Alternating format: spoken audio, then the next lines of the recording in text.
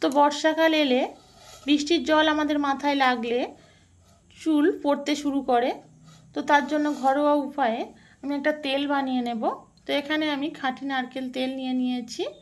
তো আপনাদের ওখানে যদি এই তেলটা পাওয়া যায় তো এটাই নিয়ে নেবেন, না হলে অন্য ব্র্যান্ডের তেল পাওয়া গেলে ওটাও নিয়ে নিতে পারেন। খাঁটি নারকেল তেল হলে ভালো হয়। এখানে আমি মেথি নিয়েছি, এখানে অ্যালোভেরা নিয়ে নিয়েছি, এখানে জবা ফুলের পাতা নিয়ে নিয়েছি, এখানে কারি পাতা নিয়েছি, এখানে আমলকি নিয়ে নিয়েছি, তো এখানে নিয়েছি ভৃঙ্গরাজ বা কেশরাজ, এখানে জবা ফুল নিয়ে নিয়েছি, এখানে আমি কালো জিরে নিয়ে নিয়েছি। তো এগুলো দিয়েই আমি তেলটা বানাবো। আপনারা চাইলে এর সাথে পেঁয়াজও দিয়ে দিতে পারেন, ছোট যে পেঁয়াজটা হয় ওটাই দিয়ে দেবেন।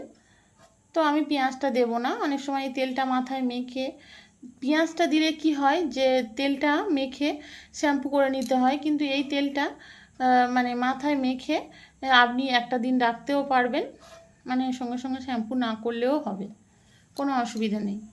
তো চলুন তেলটা বানিয়ে নিই। দেখুন একটা পাত্রের মধ্যে আমি নারকেল তেলটা ঢেলে নিয়েছি। তো গ্যাস ওভেনের কাছে চলে যাবো এবার। তো দেখুন তেলটা আমি গ্যাস ওভেনের মধ্যে বসিয়ে দিয়েছি। এবার আমি সমস্ত উপকরণ তেলের মধ্যে দিয়ে দেব। কারি পাতাগুলো দিয়ে দিচ্ছে,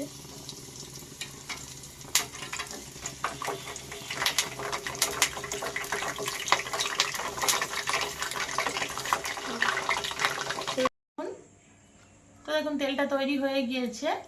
কিছুক্ষণ সময়ের জন্য আমি তেলটা একদমই ঠান্ডা করে নিয়েছি। এবার আমি কাঁচের বয়ামের মধ্যে এটা ছাঁকনির সাহায্যে ছেঁকে রেখে দেব। দেখুন এখানে কাঁচের বয়াম নিয়ে নিয়েছি দুটো। কোনো কিছুই ফেলার জিনিস নয়, এটা আমার একটা কফির বয়াম ছিল, আর এটা ছিল আচারের বয়াম। তো এগুলোতে সব কিছুই শেষ হয়ে গিয়েছিল, তো এগুলোই আবার আমি কাজে লাগিয়ে নেব।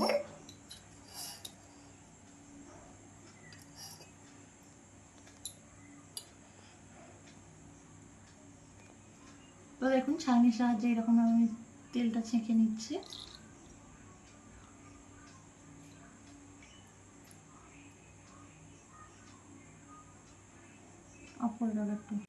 তো দেখুন তেলের আমার এরকমই কালার হয়েছে, তেলটা পুরো ছেঁকে নিয়েছি ছাঁকনির সাহায্যে।